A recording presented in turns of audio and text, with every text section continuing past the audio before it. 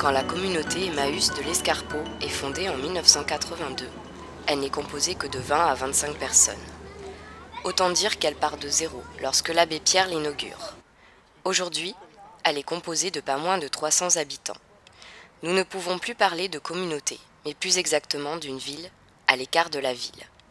C'est d'ailleurs cette distinction qui la met à l'écart des autres communautés Emmaüs. Mais qu'est-ce qui a permis à cette organisation de supplanter le pari qui n'était que de rassembler une vingtaine de personnes? Pour le savoir, nous verrons son fonctionnement et son organisation pendant une journée au sein du chantier. Nous observerons les différentes activités qui s'y opèrent et nous interrogerons les habitants de ce village. Lorsque les gens veulent se débarrasser d'objets divers, certains les jettent, d'autres les donnent à la communauté. C'est là qu'intervient l'atelier recyclerie. Mais en quoi consiste l'atelier recyclerie? C'est à récupérer les affaires qu'on garde et qu'on met à la déchetterie en gros quoi. Et donc on récupère les affaires, tout ce qui est recyclable, vêtements, machines à laver, électroménager quoi, petits, gros électro, outillage, des cartons, papier. Donc après, déchetterie qui revient derrière, où on peut mettre déchets verts, du gravat, l'incinérable, du bois, du monstre et du carton. Ce qui doit être recyclé passe par l'atelier menuiserie. Alors l'atelier menuiserie consiste en premier lieu à réparer le meuble pour pouvoir le remettre en service, point de vente. Après, il y a plusieurs points de l'atelier menuiserie, il y a l'atelier remontage. En fait, les meubles arrivent démontés des ramasses ou des clients, ils sont remontés et remis en vente. Et après, on a l'atelier menuiserie propre, où là, on fait de la restauration et de la création. Il faut savoir qu'on n'utilise que du bois qu'on récupère sur les meubles, on n'achète pas de bois. Et on travaille beaucoup d'essences comme le noyer, le chêne, le merisier, enfin des essences qu'aujourd'hui on ne trouve plus. En revanche, tout ce qui peut être vendu va dans les différents ateliers, parmi eux celui consacré aux vêtements. L'atelier vêtements ici au Emmaüs, ça consiste à les trier par le tapis qui est à l'entrée, donc qui était sélectionné pour faire 3 magasins qui sont nos magasins de vente pour les clients. Et ici c'est le deuxième regard, hein. Donc là il y a moi, qui gère un magasin qui s'appelle le Rétro, derrière il y a le 50 centimes. Donc tous les vêtements ont un deuxième regard, voir s'il n'y a pas de trous, les fermetures éclairent marchent, s'il n'y a pas de taches, que le linge n'est pas lavé, il est revendu dans l'état.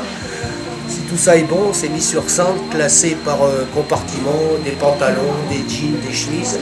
Et après un vendeur vient faire une commande pour son magasin. On a un stock comme un grossiste et le vendeur vient charger pour tous les matins en jean, en pantalon, en t-shirt pour alimenter son magasin. Le matériel électronique est, lui, confié à des spécialistes. L'atelier électronique consiste chez Emmaüs. Ça commence à l'entrée. Donc là, vous avez les bacs qui arrivent et qui sont triés au départ. Donc il y a deux systèmes en fait. Il y en a un en bas, en recyclerie, qui trie le plus gros, c'est-à-dire tout le matériel électronique, toutes les machines à laver, etc. Après, une fois que l'électronique est triée, elle monte à l'atelier d'électronique cette fois-ci. Il y a un deuxième tri qui s'opère, où nous, on est apte à choisir ce qui reste et ce qui ne reste pas. Tout ce qui ne reste pas est transmis dans les bacs de la DECRA, qui vont dans des usines d'électronique, où là, le matériel doit être recyclé. Pas recyclé, mais détruit et reconditionné, c'est-à-dire récupérer les matériaux lourds, les matériaux chimiques, etc. Bon, désolé pour la musique. Bon, une fois qu'on a commencé à trier, on ventile le matériel à chaque section. Donc l'atelier électronique il est composé de plusieurs sections, c'est-à-dire il y en a une télévision, ce qui est normal, donc télévision magnétoscope. Il y en a une autre qui fait, en plus il y a 2 sections en fait, parce qu'il y en a une qui s'occupe magnétoscope, appareil photo. Ensuite vous avez la section téléphone. Ensuite il y a la section Chinify, donc tout ce qui répare le matériel audio. Et ensuite vous avez la section informatique, nous-mêmes. Donc la section informatique, elle trie tout le matériel informatique et on fait un stock de pièces détachées, on récupère le matériel qui est récupérable et on remet tout en état. Une fois que tout est réparé, ça redescend à la section vente électro. Donc la vente électro, c'est tout ce qui concerne l'électronique. Donc appareil photo, chénifie, informatique et toutes les pièces spéciales, on va dire, petit fer à souder, le petit matériel électronique.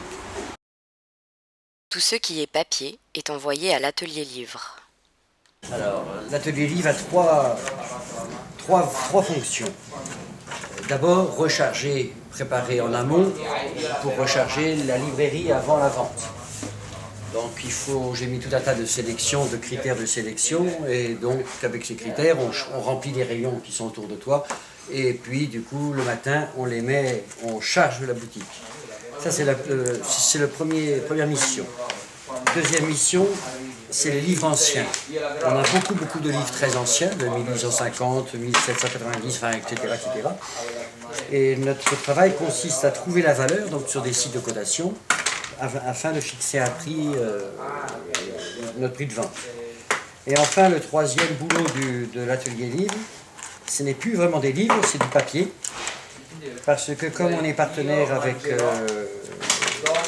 Wateco, un gars qui fabrique de la ouate de cellulose, un isolant pour les maisons, on trie le papier et c'est le plus difficile parce que ça veut dire pas le droit de plastique, pas le droit de carton, pas le droit de ferraille, donc il ne faut que ça. Donc c'est ce que font justement les petits camps de jeunes en ce moment. Et ça c'est un boulot important, c'est pas financièrement rentable, mais c'est notre éthique, du recyclage.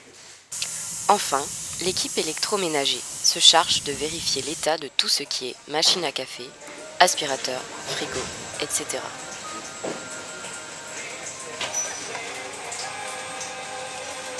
On est habitué, putain, il faut que je faut que je passe par l'autre côté,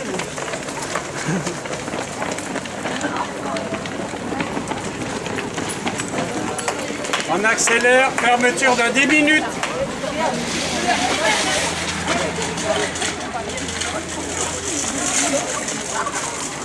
À 14 h, les stocks sont prêts et les clients arrivent. La crise limitant grandement le pouvoir d'achat, les achats à Emmaüs sont de plus en plus fréquents et cela demande une certaine organisation. Les clients donnent ce qu'ils veulent acheter à des compagnons qui leur donnent un ticket avec le prix ainsi qu'un numéro. Les articles portant un ticket similaire sont ensuite portés à la caisse par un autre compagnon. Enfin, les clients pourront récupérer et payer ce qu'ils avaient choisi. On n'a pas perdu quelque chose. Voici comment se déroule un chantier Emmaüs en général. Mais qu'est-ce qui distingue celui de l'Escarpeau? Pour le savoir, nous avons interrogé l'un des compagnons. Qu'est-ce qu'elle a de plus? C'est qu'elle est dans l'alternative. Elle ne cherche pas à s'instituer, à se maintenir. Elle cherche à se développer dans l'alternative, et une alternative sans cesse renouvelée. C'est-à-dire explorer d'autres voies que celles utilisées dans les autres communautés, à savoir le flux du don et le traitement du don et du déchet, et le recyclage. La communauté classique, c'est ça. Mais c'est dangereux parce que ça finit par être des ghettos, tandis que le village, il est dans une alternative de développement et de rattachement complet au schéma citoyen. On n'est pas une communauté, on est un village. C'est toute la différence.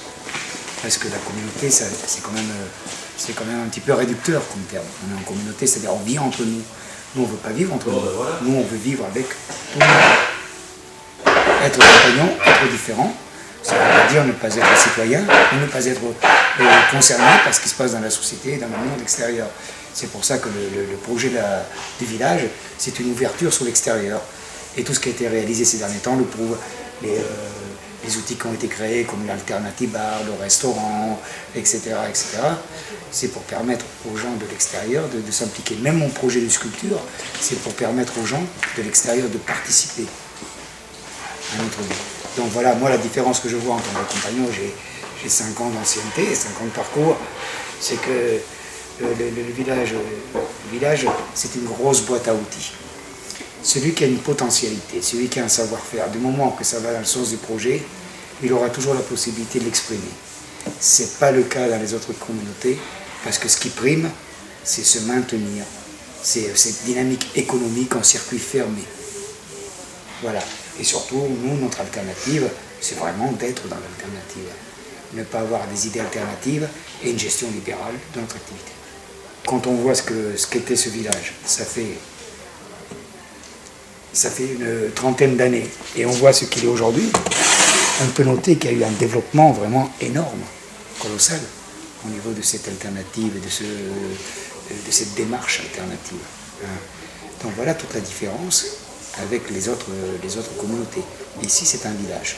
Déjà, c'est autre chose. Les communautés sont forcément des entités fermées.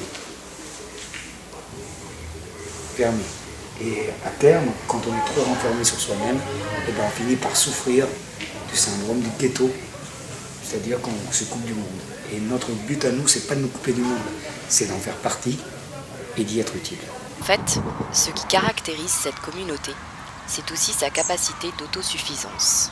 Ne dépendant d'aucune subvention, elle se nourrit exclusivement de ce qu'elle produit, à la ferme notamment, par ses cultures, mais aussi par le fait qu'elle élève des vaches, des moutons, des cochons et des poules. Aujourd'hui, c'est le jour de l'abattoir. Les poules sont rassemblées dans leur baraque pour être attrapées par les compagnons. Le samedi suivant, bon nombre d'entre elles finiront au réfectoire. Compagnon est le terme qui définit celui qui vit à Emmaüs et y travaille toute l'année. Pour connaître son statut, nous avons rencontré Germain, le directeur de la communauté. Alors le statut du compagnon, c'est le statut OACAS, organisme d'accueil communautaire d'action sociale, qui permet justement à tous les compagnons d'avoir une prise en charge au niveau de l'assurance sociale, de cotiser à l'URSSAF, et en même temps, si tu veux, ce statut est reconnu au niveau de la législation, au niveau de la loi. Voilà le statut compagnon, ce qui fait que tout compagnon qui est dans une communauté d'Emmaüs, qui est reconnu statut OACAS, participe à l'activité d'Emmaüs. En contrepartie, il est nourri, logé, blanchi, et il a droit à des congés comme toute personne qui est active, et il perçoit une allocation.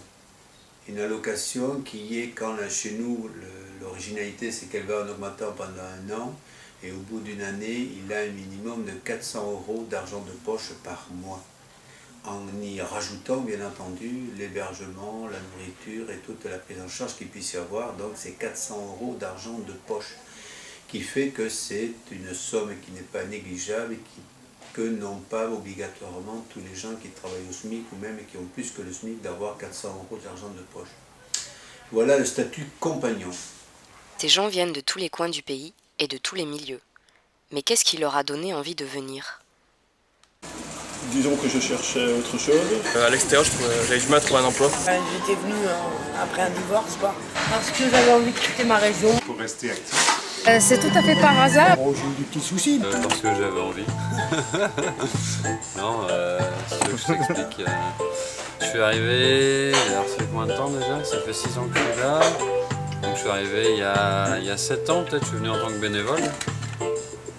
Et après je suis parti travailler. Quand le travail s'est arrêté, je suis revenu ici, compagnon. Travail assuré, pas de problème. En fait, comme dans toutes les sociétés Emmaüs, le chantier de l'Escarpeau est un moyen de s'en sortir, une seconde chance.